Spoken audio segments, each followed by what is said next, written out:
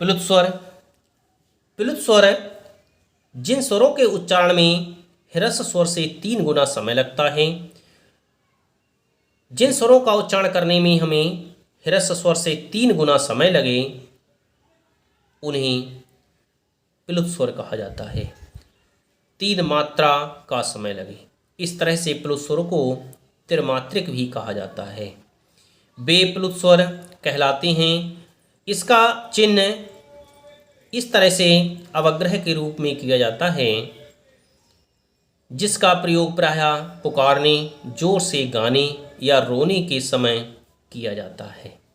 जब हम किसी को दूर से जोर से पुकारते हैं तो पुकारने में प्लुत स्वर का प्रयोग होता है, जैसे हे, राम, आ, जाओ, ओम।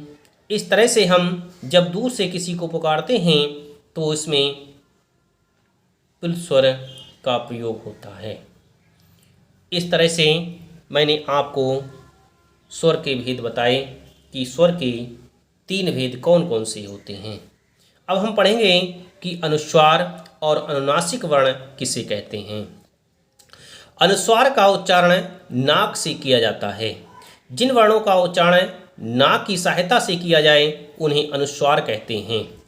इसका चिन्ह शिरोरेखा के ऊपर बिंदु होता है, जैसे ये शिरोरेखा है, इसके ऊपर बिंदु लगाया गया है इस तरह से, तो यह इसका चिन्ह है के रूप में लगाया जाता है।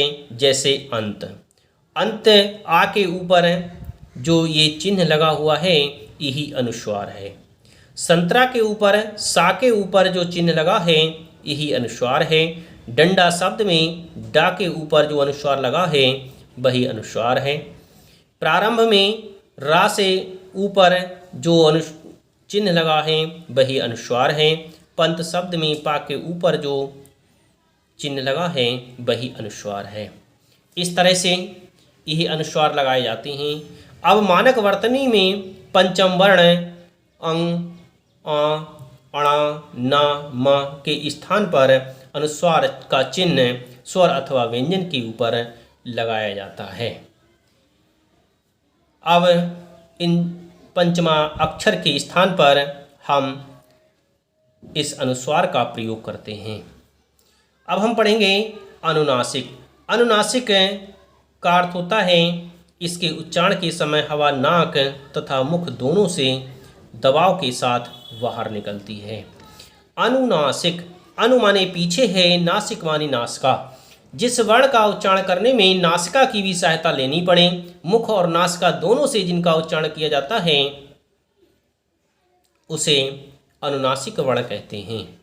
इसका चिन्ह चंद्र बिंदु, इस तरह से रेखा के ऊपर चंद्र बिंदु लगाया जाता है। शिरोरेखा के ऊपर लगाया जाता है।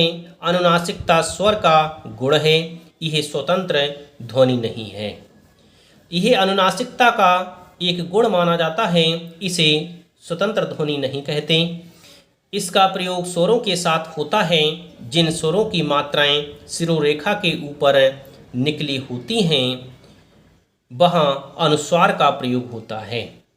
जिन स्वरों की मात्राएं शिरोरेखा के ऊपर निकली होती हैं वहीं पर इस अनुस्वार का प्रयोग होता है, नहीं तो अन्य स्थान पर चंद्र बिंदु का प्रयोग किया जाता है। जैसे अनुस्वार सेंध, सा के ऊपर मात्रा निकली हुई है इसलिए यहाँ पर अनुनासिक अर्थात चंद्र बिंदु ना लगा करके अनुस्वार लगाएंगे।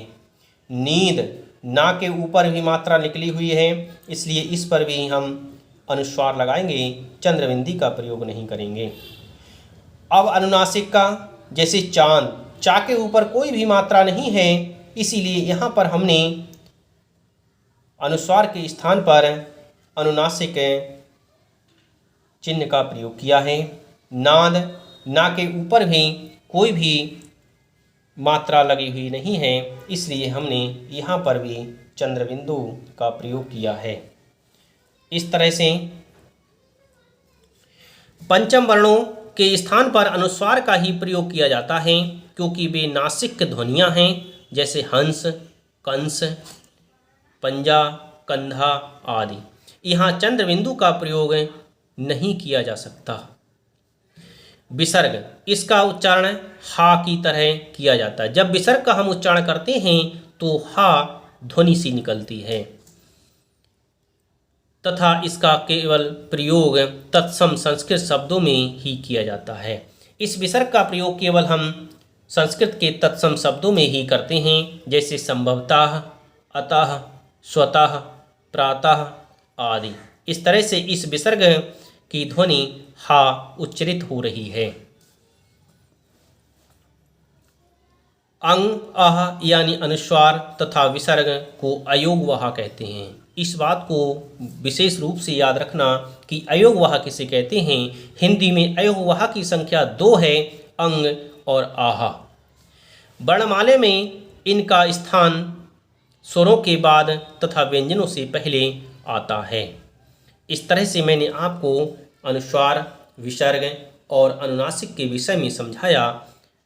अब मैं आपको पढ़ाऊंगा कि आगत ध्वनि किसे कहते हैं।